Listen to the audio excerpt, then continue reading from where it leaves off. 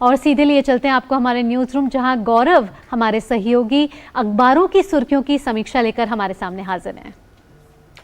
नमस्कार, good morning आप सभी को। और इसी के साथ आपको बता दें कि खबरों को तलाशने के बाद अपने इस स्पेशल सेगमेंट में हम आपके लिए लेकर आते हैं तमाम बड़ी खबरों से। तो नया सवेरा ने आपको अपडेट किया ही, लेकिन और भी तमाम जो खबरें हैं जो आज अखबारों की सुर्खियां बनी हैं उनसे भी आपको उनके बारे में भी जानकारी दे दें और उनसे भी आपको अपडेट कर दें। तो आपको बता दें कि जिस तरह से केंद्र ने अब संसद का विशेष सत्र बुलाया है, उसको लेकर आज तमाम जो अखबार हैं उसमें ये सुर्खियों में है और तमाम अखबारों ने फ्रंट पेज पर इसको जगह दी है। तो ऐसे में जैसा कि हम जानते हैं कि 18 से 22 सितंबर तक दोनों सदनों में अलग अलग ये बैठकें होंगी और तमाम ऐसे मुद्दे हैं जिन पर बातचीत हो सकती है।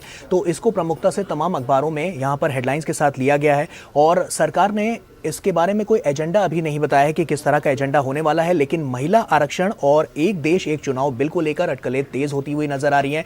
और साथ ही ये भी आपको बता दें कि जिस तरह से अब नई संसद भवन में भी शायद ये बैठक हो सकती है, इस बारे में भी अटकलें तेज हैं। तो ऐसे में साफ तौर पर देखें तो तमाम ऐसे बिल हैं, तमाम ऐसी घोषणाएं हैं जो यहाँ पर हो सकती हैं और जो सरकार की उपलब्धियां हैं वो कहीं ना कहीं यहाँ पर देखने को मिलेंगी और नए संसद भवन में इसकी आगे की कार्यप्रणाली हो सकती है। तो कहीं ना कहीं जैसा कि हम जानते हैं कि तमाम ऐसे बिल हैं जो अभी जो मॉनसून सत्र गया उसमें नहीं हो पाए। तो ऐसे में अब ये जो बैठक है ये काफ़ी महत्वपूर्ण होने वाली है और इसको लेकर तमाम तैयारियां भी तेज होती हुई नजर आ रही हैं। अगली खबर का रुख करते हैं। अगली खबर आपको बता दें कि इकोनॉमी से यानी कि अर्थव्यवस्था से रिलेटेड है और साफ तौर पर जैसा कि हम देख रहे हैं कि जो हेडलाइन है वो इकोनॉमी ने लगाई है 7.8% की छलांग। तो ये बड़ी छलांग है जिसमें चीन को भी पीछे छोड़ दिया है और ऐसे में क्योंकि चीन में 6.3% विकास दर की अवधि रही है और ऐसे में जो तमाम क्षेत्र हैं उसमें किस तरह से भारत लगातार आगे बढ़ता हुआ नजर आ रहा है। और जैसा कि हम जान रहे हैं कि आत्मनिर्भर भारत की कड़ी में भारत जो है वो विश्व गुरु बनने की जो कवायद है उसमें और तेज गति से आगे बढ़ता हुआ नजर आ रहा है। तो कहीं ना कहीं इकोनॉमी के लिहाज से ये खबर काफी महत्वपूर्ण हो जाती है और जो तमाम क्षेत्र हैं जैसा कि हम बात कर रहे हैं कि चालू वित्त वर्ष की पहली तिमाही में देश में जो आर्थिक तस्वीरें रही वो बहुत सकारात्मक रही और उम्मीद जताई जा रही है कि आने वाले समय में भी इस तरह की और तस्वीरें और ये जो आंकड़े हैं वो और ज्यादा बढ़ते हुए नजर आएंगे तमाम क्षेत्रों को देखते हुए। अगली खबर का रुख करते हैं। आपको बता दें कि अगली खबर भी काफी महत्वपूर्ण है और कह सकते हैं क्योंकि केंद्र सरकार ने जनता को अब एक और तोहफा देने की जो कवायद है उसमें एक और कड़ी जोड़ते हुए जो घर जिनको लेना है उनके लिए ये एक बहुत बड़ी खबर है क्योंकि शहरों में घर खरीदने वालों को अब सस्ता मिलेगा ऋण। ये कहना है केंद्रीय मंत्री हरदीप सिंह पुरी का। उन्होंने तमाम आंकड़े भी इसके लिए जारी किए हैं और जिस तरह से जो घर खरीदने के लिए जो गृह ऋण पर ब्याज में अब राहत देने की बात भी सामने आई है। तो जिनको घर लेना है और जैसा कि उन्होंने जब ये प्रेस कॉन्फ्रेंस की थी तो उसमें भी इस बात को वहां पर आंकड़े भी रखे थे और जो उपलब्धियां सरकार की रही हैं 2014 के बाद से लेकर कि किस तरह से जो लोगों को अपना आशियाना मिल सके इसके लिए सरकार लगातार अग्रसर होकर काम करती हुई नजर आई और तमाम कवायद यहाँ पर देखने को मिली है। तो ये एक बहुत बड़ी और महत्वपूर्ण खबर हो जाती है हमारे दर्शकों के लिए। इसके अलावा अगली खबर का रुख करते हैं तो आपको बता दें कि सुप्रीम कोर्ट में सरकार बोली है कि जम्मू कश्मीर में चुनाव कभी भी हो सकते हैं।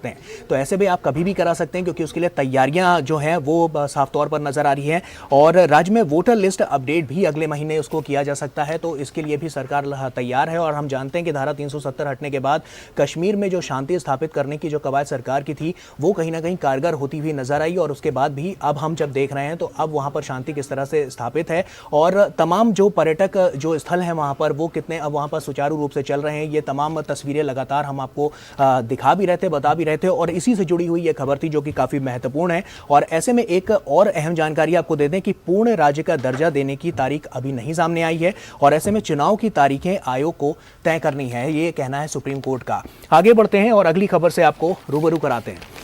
जो टेक्स्ट है वो ये है कि ग्लोबल इंडिया एआई की मेजबानी कर सकता है भारत और ये बहुत महत्वपूर्ण हो जाता है क्योंकि आर्टिफिशियल इंटेलिजेंस को लेकर हम देख रहे हैं कि वैश्विक स्तर पर भारत लगातार वैश्विक मंचों पर लगातार आवाज उठाता रहा है।